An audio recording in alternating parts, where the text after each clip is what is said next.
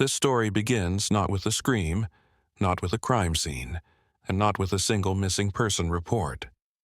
It begins with papers, with folders that went unused for years inside a filing cabinet in Greenbrier County, West Virginia. Papers that did not discuss murder, theft, or violence. Papers with just one silent pencil note and a list of names and addresses. Moved out of sight. No forwarding information. At first sight, there was nothing odd about the words. People migrated all the often, especially in little mountain settlements, when jobs evaporated and winters grew worse each year. But what made these records alarming was not one person, or two, or even five. It was the pattern. Entire households, families with children, elderly couples, names that vanished from tax rolls, school records, and church attendance lists without explanation. No property sales, no death certificates, no letters, just absence. When these documents resurfaced in the spring of 1951, no one could say exactly who discovered them initially. Some accounts. Let's imagine a junior clerk was given the responsibility of rearranging outdated census data. Others claim it was a deputy reviewing land ownership claims. What is known is that once the pattern was seen, it could not be unseen.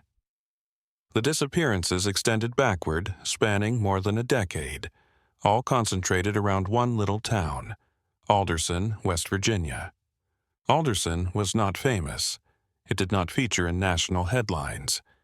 Nestled amid forested hills, it was the kind of location most people passed through without pausing.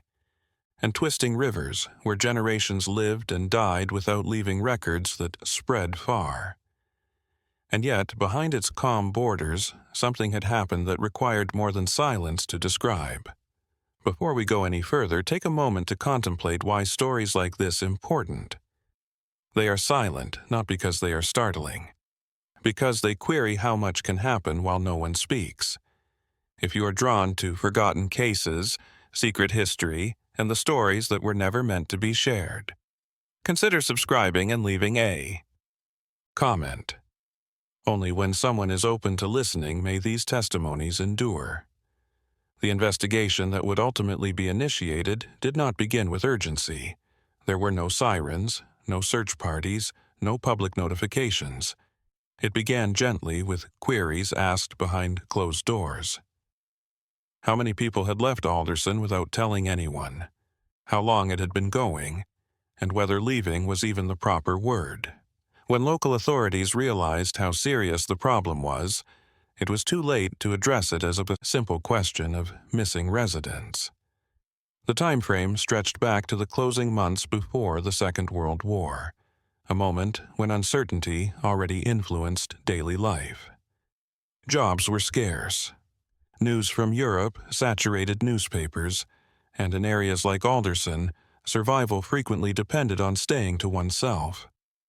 Officials checking the information spotted something else. These were not scattered cases across the county. Nearly all of them came from the same location, concentrated around the forested limits of town, close to the foothills of the Allegheny Mountains. It seemed as though a precise, invisible line had been established between the people who stayed and the people who vanished. At the time the records were written, no one appeared concerned. Every absence was considered a personal choice. A family seeking jobs elsewhere. A widow moving in with relatives, a pair departing quietly to start over. But when viewed collectively, the story shifted. The departures followed no economic trend. During stable years, some families departed. When there was plenty of labor, others disappeared. No shared cause or destination was mentioned anywhere. Perhaps most troubling of all was what the records did not contain. There were no complaints, no follow-up visits, no attempts to ascertain where these folks had gone. In a village where neighbors knew each other by voice and footstep, no one had posed questions that required answers. As the clerk continued looking through the files, one final detail appeared.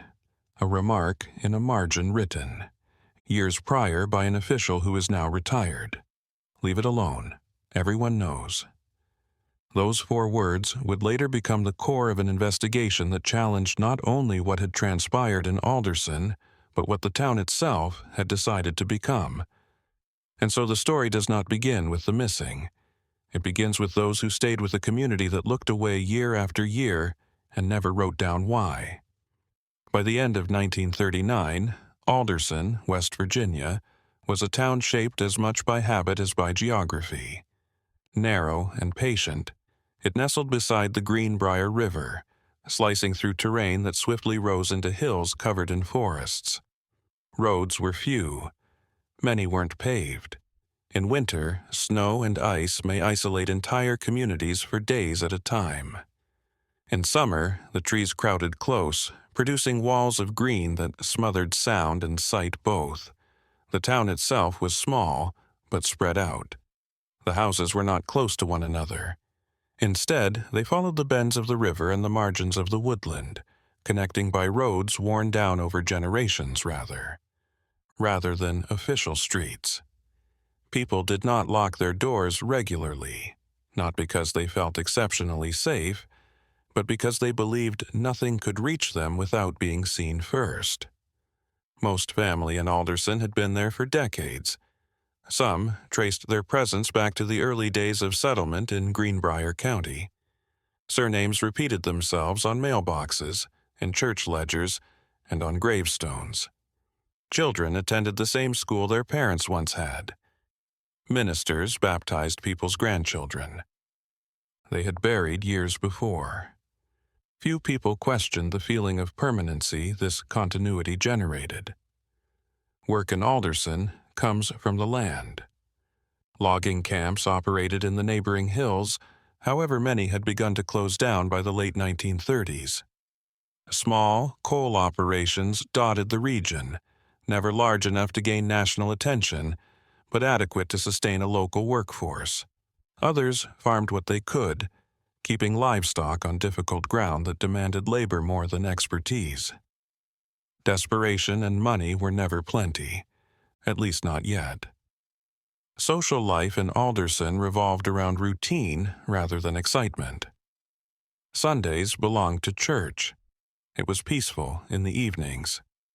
News went slowly, transferred from one conversation to the next, frequently altering shape along the way.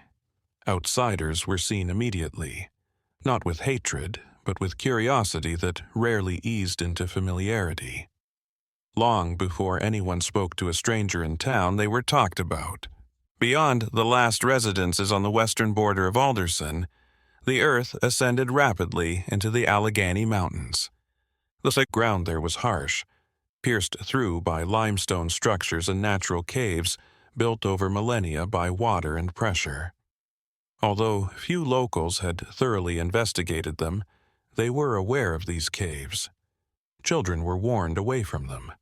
Hunters walked by them without saying anything. They were simply part of the landscape, acknowledged but hardly discussed. Subtle modifications had begun by the end of 1939, but they were mainly ignored. A house at the edge of town sat dark for several nights in a row. A family missed. Church without explanation.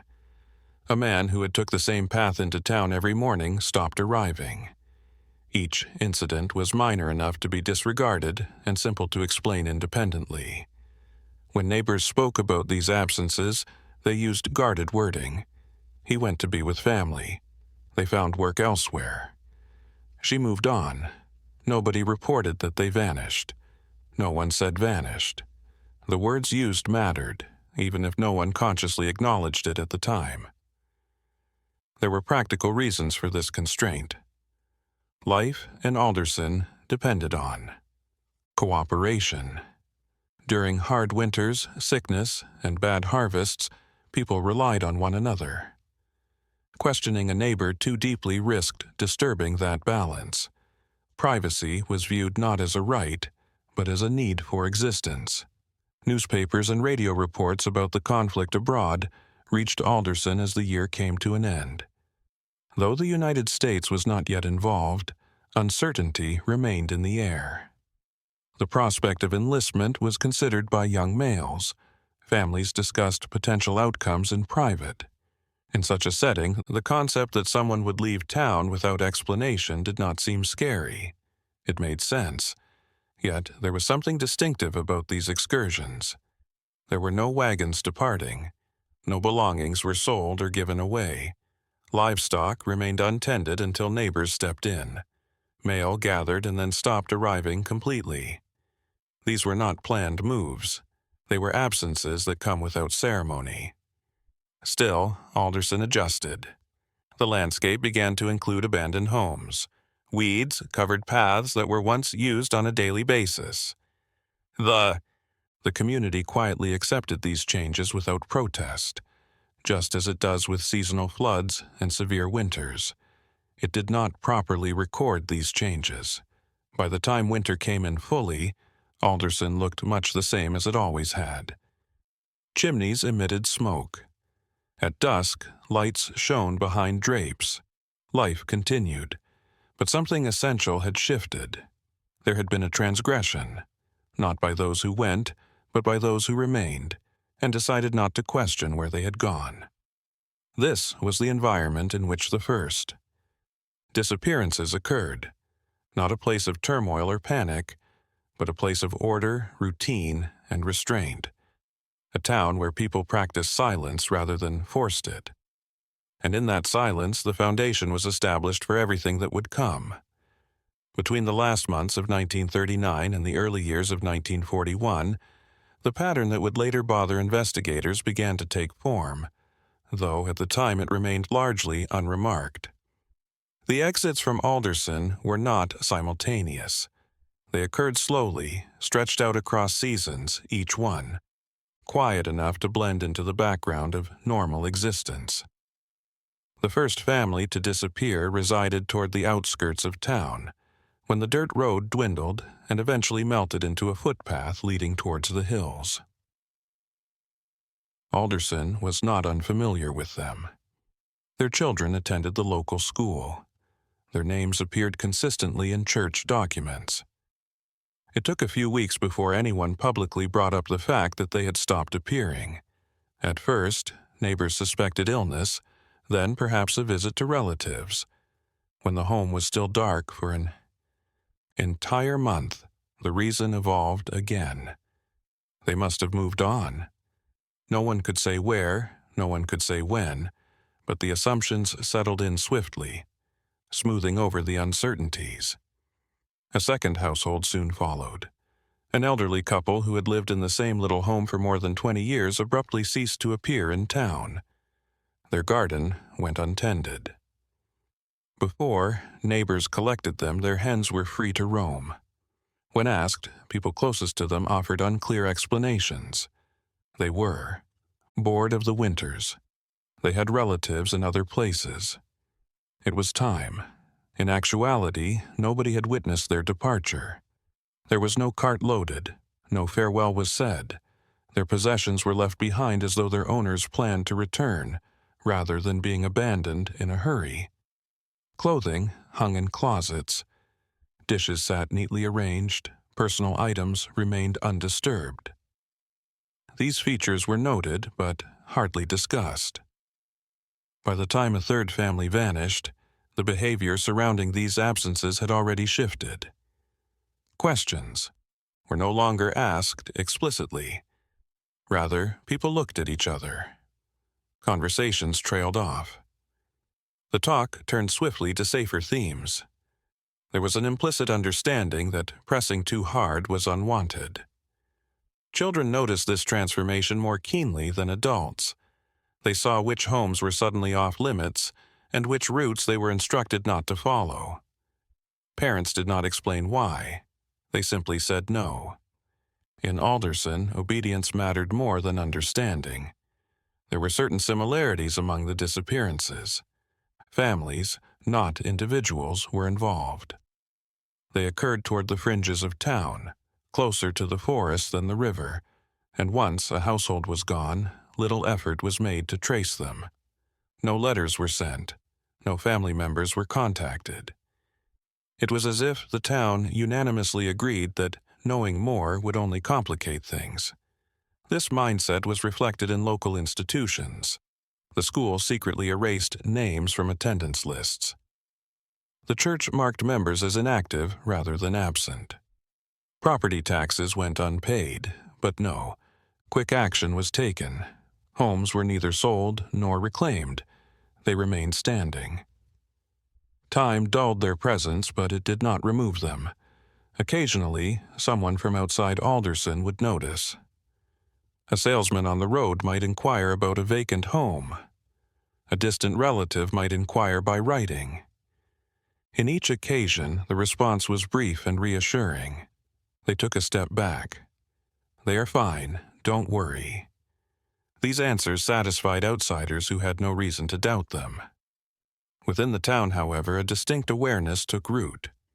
Individuals started to identify the families most likely to depart next, not because of hardship or conflict, but because of subtle changes, a withdrawal from community gatherings, a growing distance in discourse, an air of resignation that settled over particular houses. These moments were not documented in any official record. They existed only in memory and observation. And as the months went, Alderson adapted. The idea that people could just vanish without consequence became part of the town's internal logic. By 1941's end, the number of vacant homes had increased. They formed a loose ring around the town, most noticeable from the higher land. From a distance, Alderson appeared intact. Up close, the gaps were tough to miss. Still, there was no alarm. No meeting was called. No report was submitted. The absence of reaction was not the result of fear, but of familiarity. This was the current state of affairs. The disappearances had not interrupted daily life. They had become part of it, and by acknowledging it, Alderson moved further away from the world beyond its hills, further into a stillness that will only deepen with time. When the United States entered the Second World War in the early 1942, Alderson did not change suddenly. There were no big businesses to restructure, no plants to transform. Instead, the focus shifted. Focus turned outward, away from the calm rhythms of local life and toward events happening far beyond the mountains. Young men left Alderson in small groups addressing conscription notices or volunteering for duty. Their departures were apparent, documented, and spoken about freely. Farewells were held. Names were recorded. Letters were anticipated. These absences were understood, even praised. They offered the town a cause to accept loss as part of a broader mission. As the war progressed, administrative strain reached even small areas like Alderson. County offices operated with decreased staff. Record-keeping slowed. Census updates were postponed. Property disputes were postponed. In this setting, documentation gaps were not uncommon. Missing information became easy to overlook. Families that had vanished prior to the war were now part of this larger disruptive environment. Their absence no longer stood out. If questioned, it may be attributed to wartime movement. People moved for employment. They joined family members. They followed opportunities generated by military need. These explanations required no corroboration, and none was sought. Within Alderson, the culture of restraint deepened with husbands and sons abroad. Those who remained focused on endurance rather than inquiry, survival took precedence over curiosity. In an unstable society, inquiring about missing neighbors felt self-indulgent, even reckless. Church attendance fell as families adjusted to new routines. Community events shrank in size. Conversations truncated. The war did not cause anxiety in Alderson so much as it reinforced an established practice of keeping worries concealed. Solidarity took the form of silence. The vacant, the homes on the outskirts of town were left intact. They were unoccupied. No one demolished them for materials. They stood as they were slowly weathering. Snow piled up on porches that were never removed during the winter. In summers, vines grew up door frames. These indications were evident to everyone, yet rarely discussed. Growing up during this time, children accepted the gaps as commonplace. They knew which pathways to avoid and which questions not to ask. There was no need to explain the notion that some locations were just forbidden. It was part of the ecosystem, like the river flooding in spring or the mountains obstructing the horizon. Occasionally, rumors surfaced. A sound heard late at night. Where no dwelling was occupied, a glimmer of light appeared. These tales spread for a short time before disappearing. In wartime, ambiguity was expected. Not everything needed an answer. Missing person cases that had never been legally filed were not pursued by local authorities, who were already overburdened. There were no complaints, no reports, no evidence of misconduct. Without these, there was nothing to investigate. The absence of protocol became its own excuse. Like many other communities across the nation, Alderson had lost some of its young men by the time the war ended in 1945.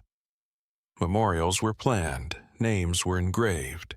These losses were recognized and lamented. The names of the other absences were kept a secret. Clarity did not come right away with the return of calm. Instead, it highlighted how much time had elapsed without oversight. Records were outdated. Conflicting memories emerged, those who may not have been able to remember when the disappearances started or the number of them. What had once seemed unusual had been normalized through years of neglect. The silence in Alderson had not been brought about by the war, but it had been sealed in place by layers of weariness and distraction. When life slowly resumed its pre-war pace, the town found itself untouched on the surface, yet irreversibly altered beneath.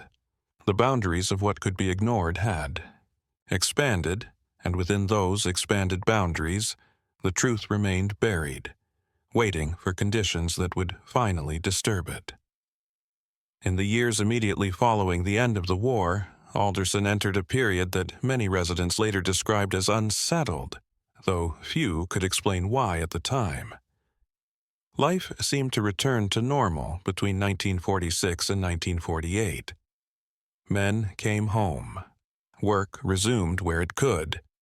After years of uncertainty, families tried to re-establish routines. Yet beneath this surface stability, small disturbances began to appear. Subtle at first, simple to ignore one at a time, but more challenging to ignore as they piled up. Some of the first people to notice something strange were hunters. Men who had tracked deer and small game in the surrounding hills for decades began encountering signs that did not fit their expectations.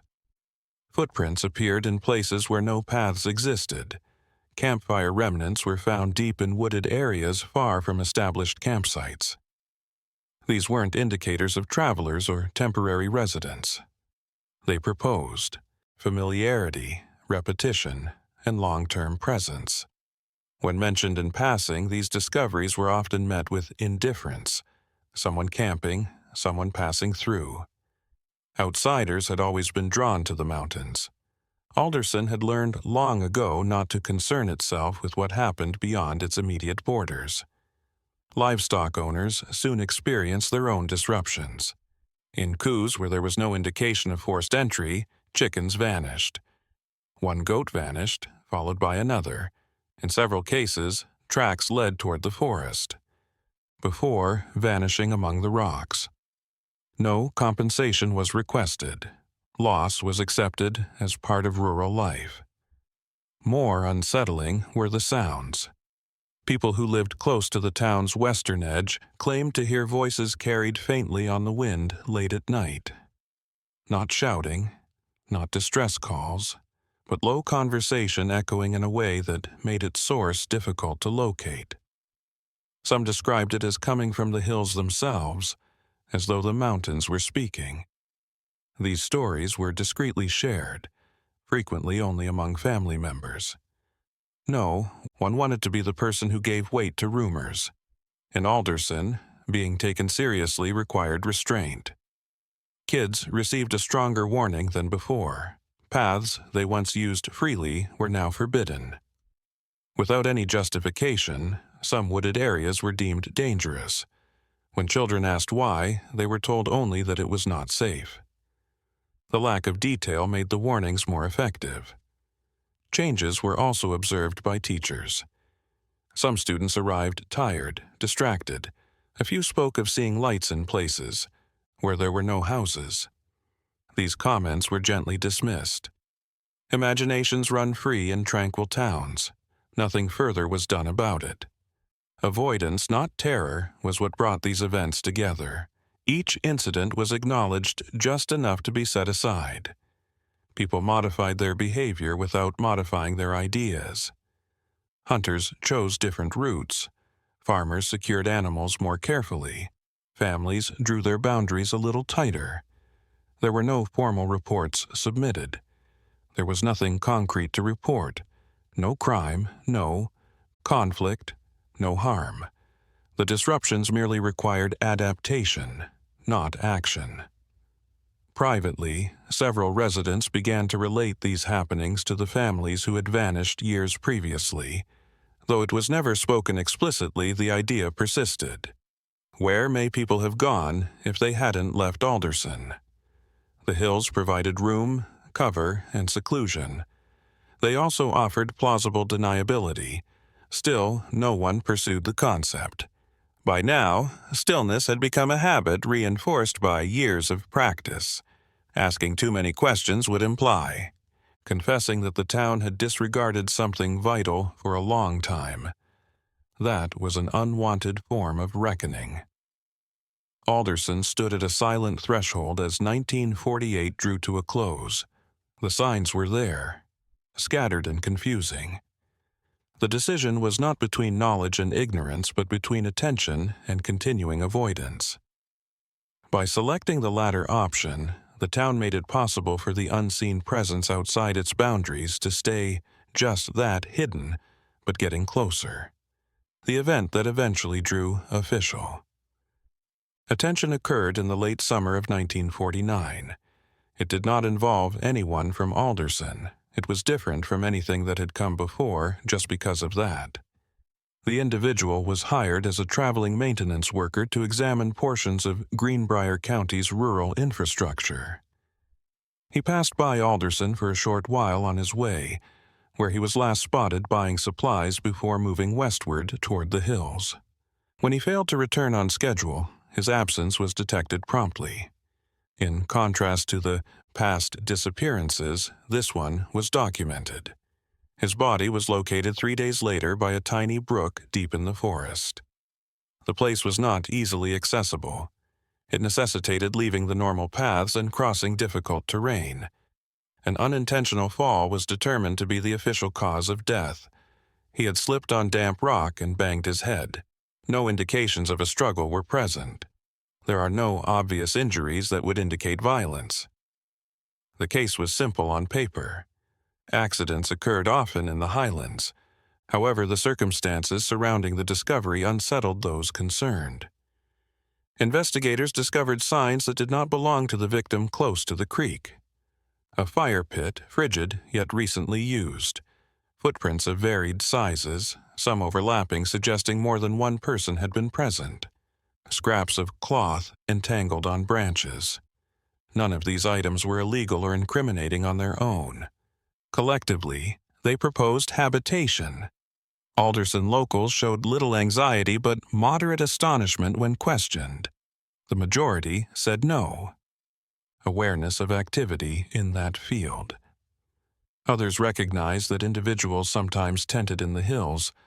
No one appeared scared by the idea.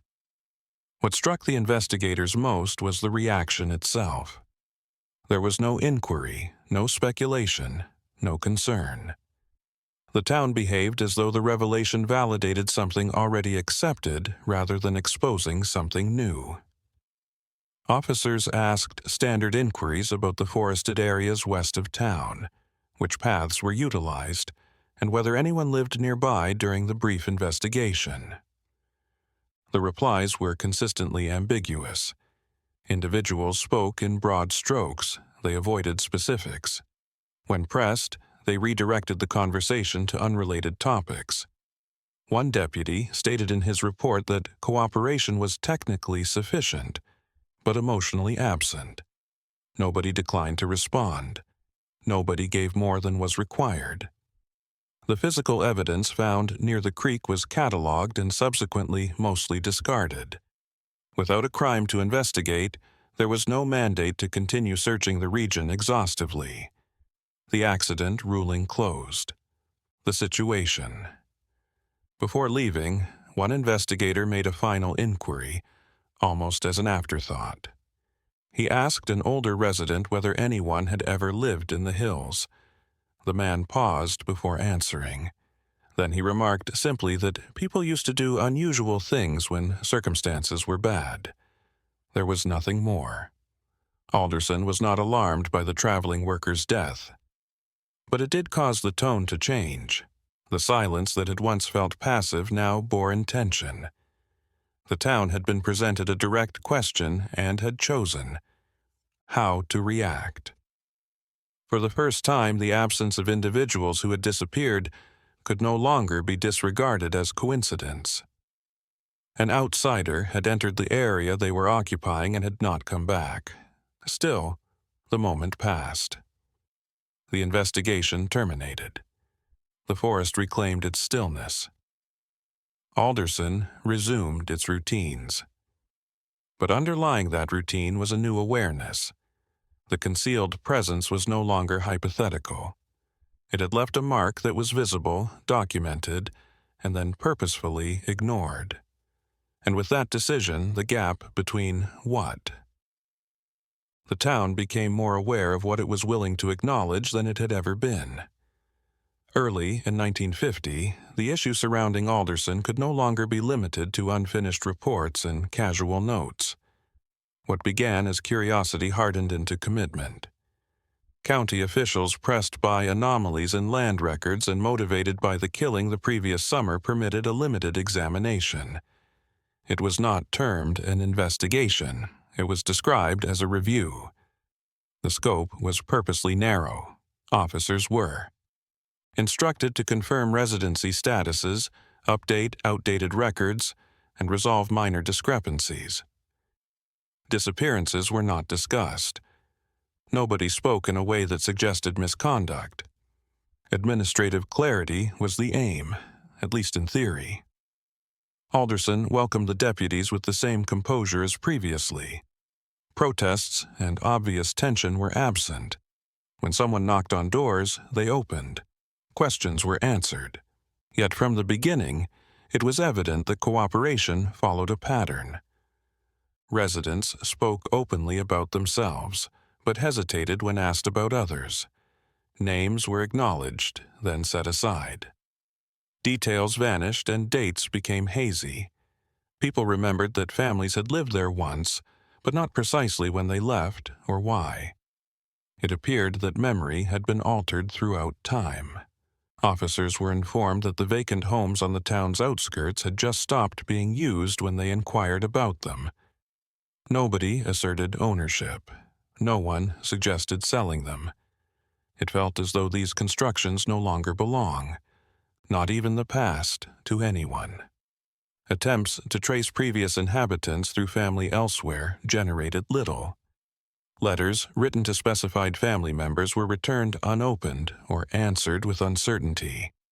Many stated they had lost contact years previously. Others thought the vanished family had chosen solitude. None expressed concern. As one deputy went over his notes late one night, he noticed that all of the conversations had the same plot. First courtesy, broad details, and a progressively more focused response till nothing remained. It was containment rather than rejection. The inquiry broadened slightly as a result. Officers began asking broader questions regarding the country beyond Alderson, particularly the Western Hills. Who owned it? Who used it? Whether anyone traveled there regularly. The responses became even less clear. Some residents stated no one went there anymore. Others admitted hunters passed. A couple referenced old trails that were no longer maintained. Long-term occupancy was acknowledged by none. The potential was addressed.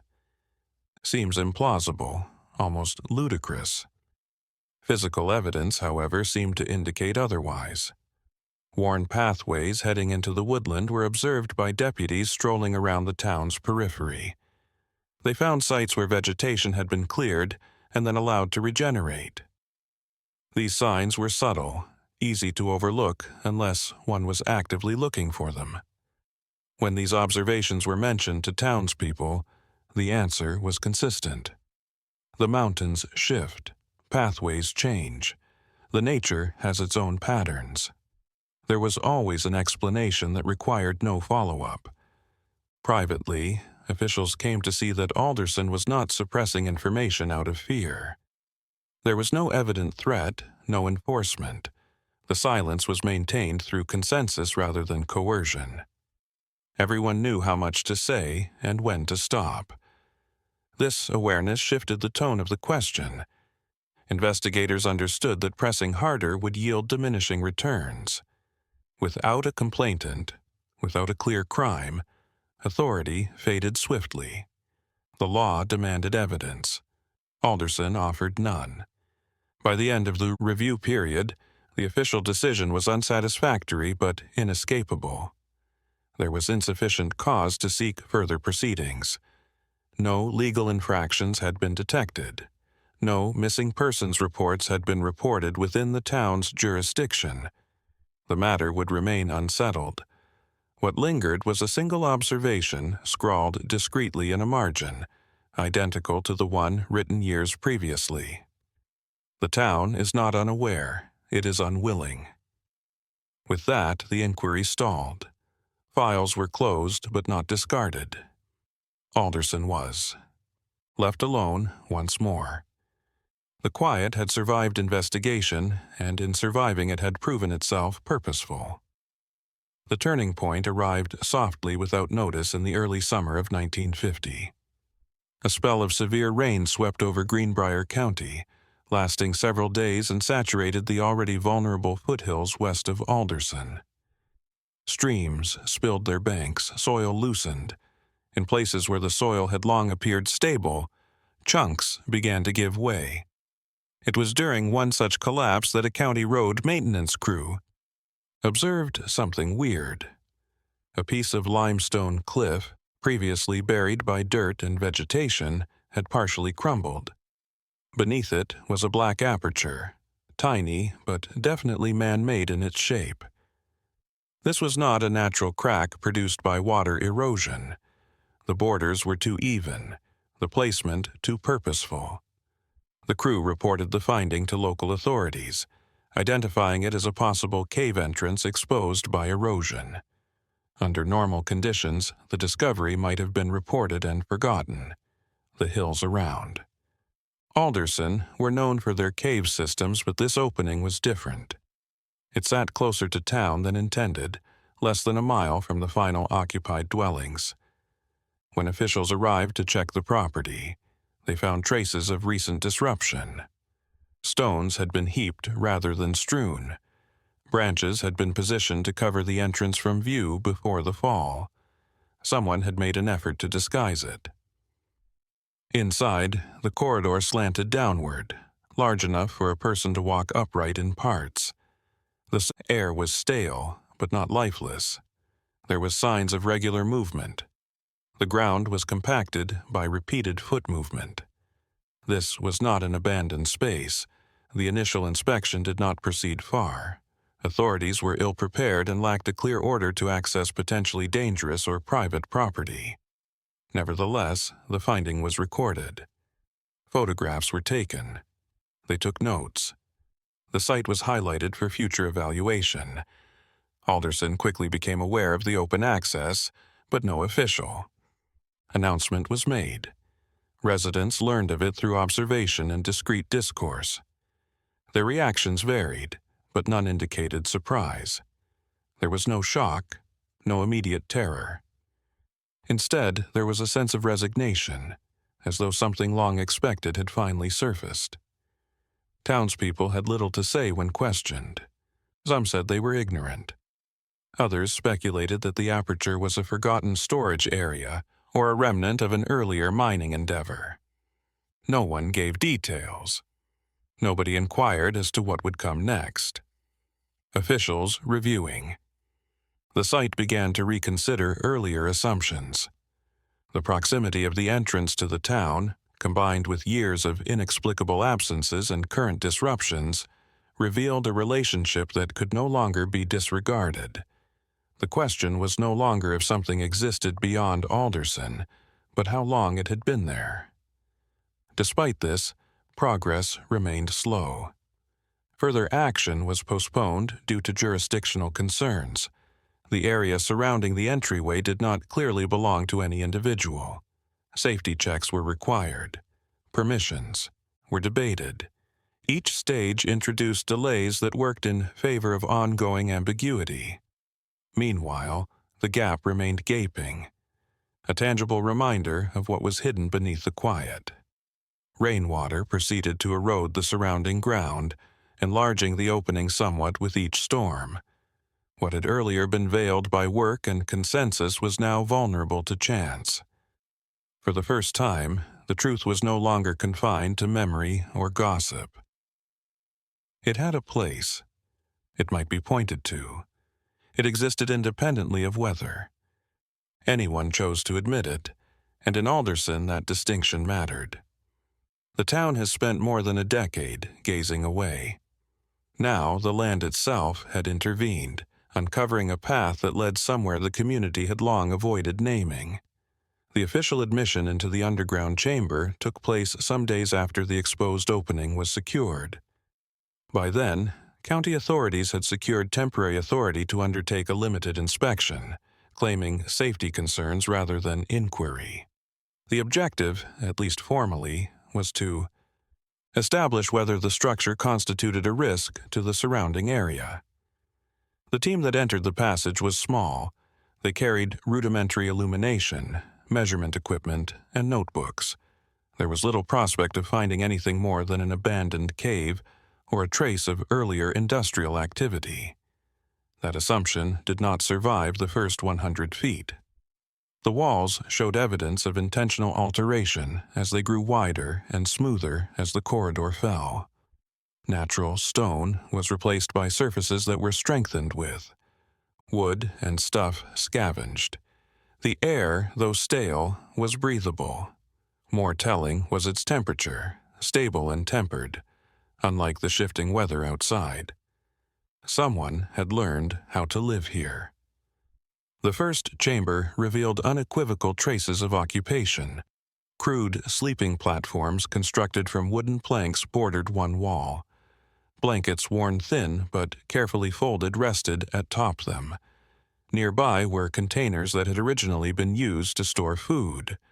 Their contents had long since been removed, but their purpose was evident. There was no hint of rush. This was not a makeshift shelter.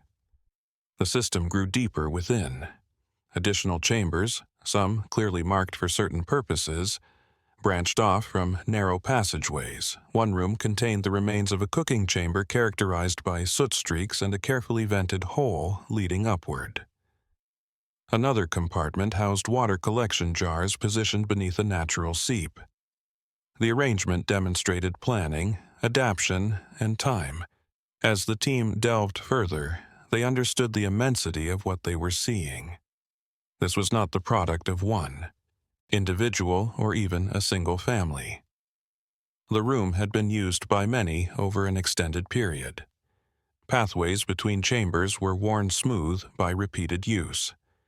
Personal artifacts, though sparse, varied in size and design, reflecting distinct inhabitants over the years. There was no sound, no warmth, and no indications of recent action. Whoever had lived there was gone. It was unclear if they had retreated deeper within the network or left voluntarily. The team's safe exploration of the cave system was limited. Perhaps most upsetting was what they failed to discover. There were no limitations, no indications of conflict, and no proof of compulsion. The absence of violence made the discovery more difficult to characterize. This was not a hidden prison. It was a settlement. When the team emerged, their understanding of Alderson had changed dramatically. The underground space verified what had long been assumed, but never expressed. The missing families had not left town. They had moved beneath it. The tone of reports submitted following the inspection was cautious. They described the results in technical terms, emphasizing safety and structure. Conclusions were postponed. Sealing unstable areas and limiting access were the main recommendations. Officials battled the ramifications in private. The existence of a long-term underground community prompted issues no one was prepared to answer. Who had orchestrated it, how it was perpetuated, and most troubling of all, how many people had known. As word of the discovery spread, Alderson remained outwardly unchanged.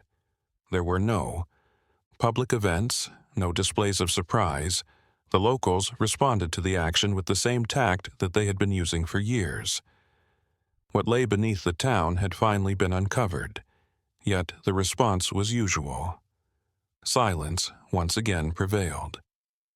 By the end of 1950, discussions in the county had started to change as a result of the discovery beneath Alderson, but not much of that change was evident in the town itself. Quietly, official reports circulated.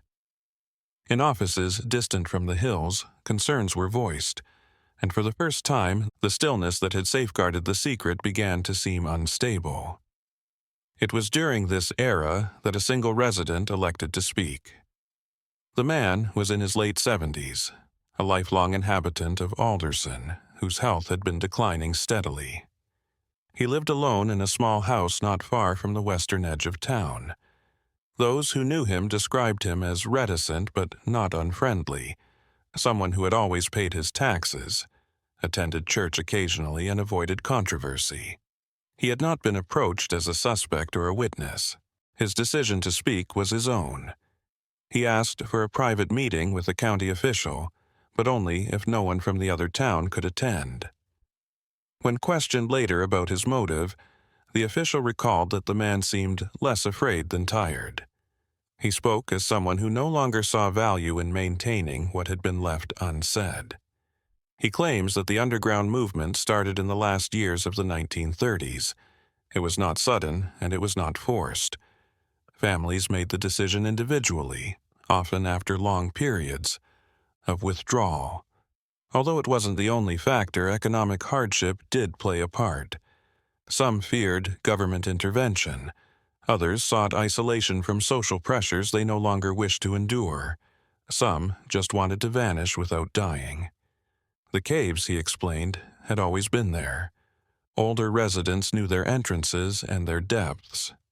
During the worst years of the Depression, people had used them for storage and shelter. What changed was intention.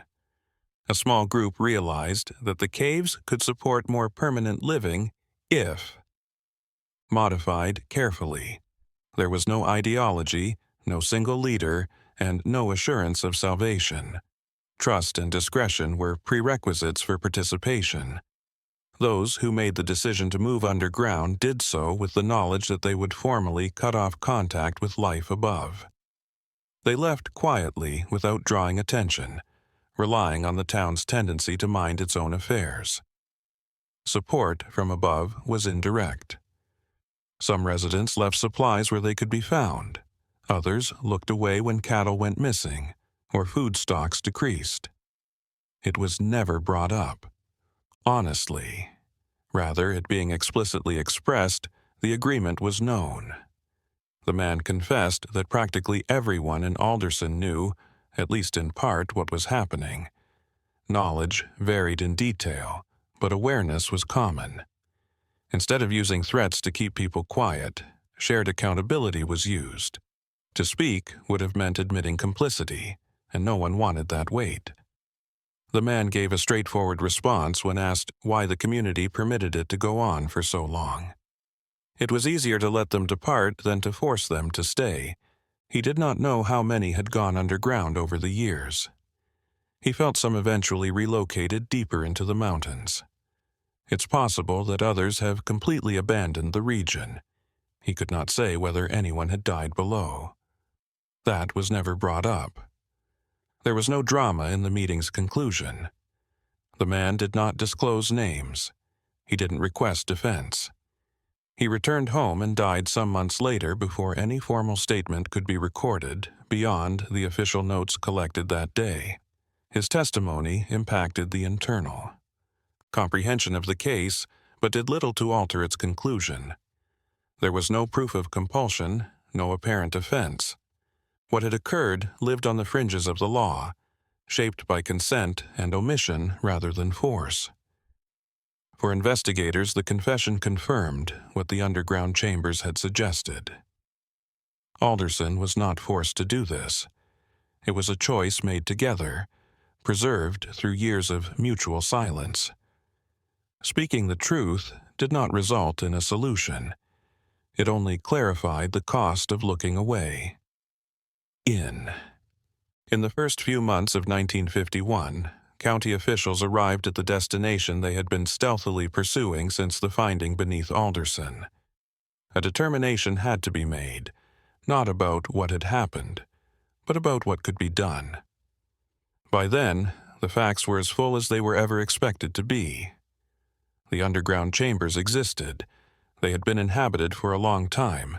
Multiple families had retreated from surface life over a period of years. This seemed to be a voluntary choice. No evidence had been discovered to imply force, incarceration, or organized exploitation. From a legal perspective, this produced a problem of absence rather than action. There were no missing person reports filed at the time of disappearance. There were no remains, no allegations of kidnapping, and no witnesses willing to testify that a crime had been committed. Instead, there was a withdrawal pattern that fell into a gray area that the law was not intended to deal with. The applicability of charges pertaining to dangerous living or land use offenses was discussed by officials. These options were ultimately dismissed. The land was entirely unclaimed.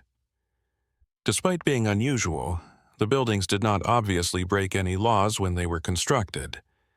Any attempt to seek enforcement retroactively would require identifying individuals who were no longer present. The question of culpability extended beyond individuals who had lived underground. It touched the town itself. If information had been common, did silence constitute negligence? Could a community be held liable for deciding not to intervene when no explicit harm occurred? Reported, there was no obvious solution. In the end, the result reached was procedural rather than moral. The county has no basis to move forward in the absence of complainants, willing victims, and proof of criminal intent. The situation would be documented as an uncommon but legal social disengagement. An official notice was issued urging that the open entrances be sealed for safety reasons. Warning signs were erected. Access to the region was restricted. Beyond these measures, no further action was approved. The case file was closed. Some officials were unhappy with the result on the inside. It felt like an unfinished resolution. It relied mainly on the absence of proof rather than the presence of clarity. However, discomfort did not provide as a foundation for prosecution. For Alderson, the conclusion provided no relief and no upheaval. Life carried on as before. No announcements were made to the public. No meetings were held. The town was not asked to explain themselves. For years, the underground community had been shielded by silence, safeguarded the town as well. By allowing the case to conclude peacefully, authorities avoided forcing a reckoning that few anticipated would lead somewhere productive. What remained was a record, a collection of reports, images, and testimonies filed away under administrative categories that failed to capture the weight of what they portrayed. The truth existed on paper, but it had no implications. In ending the case, the county did not proclaim Alderson innocent or guilty. It declared the matter beyond its reach. The official story came to an end after that. Alderson did not publicly commemorate the case's official closure. There were no bulletins posted, no comments spoken aloud, no recognition that anything strange had ever occurred. To an outsider, the village appeared unchanged, following its routines as it always did. The shut openings in the western highlands were the sole physical clue that something beneath the surface had been disturbed. Warning markers weathered. Quietly, vegetation slowly regained the disturbed terrain. Over time, the spots disappeared back into the environment, remembered only by those who had known where to look. New families moved into Alderson in the years that followed, drawn by affordable land and the prospect of tranquil living. They observed the deserted buildings at the fringes of town, but accepted the explanations presented. People moved on. People left. In small communities, these replies were familiar enough not to question. Those who had resided in Alderson throughout the years of icky disappearance carried the knowledge differently. Some never spoke of it again. Others alluded to it indirectly in delicate phrasing and half-finished statements. The truth did not disappear, but it was softened by time, transformed into something less direct, less demanding. No effort was made to locate the previous underground occupants. Whether any remained alive, whether they had merged elsewhere or withdrew farther into isolation, was never determined.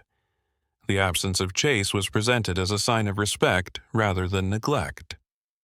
Choice. It was impossible to dispute what could not be proven. Children who had grown up with barred roots and unanswered questions grew grown-ups who understood why quiet had been required, or at least why it had felt necessary. Adaptation has always been more important to Alderson's survival than conflict. The town continued to function as a community centered on mutual dependency.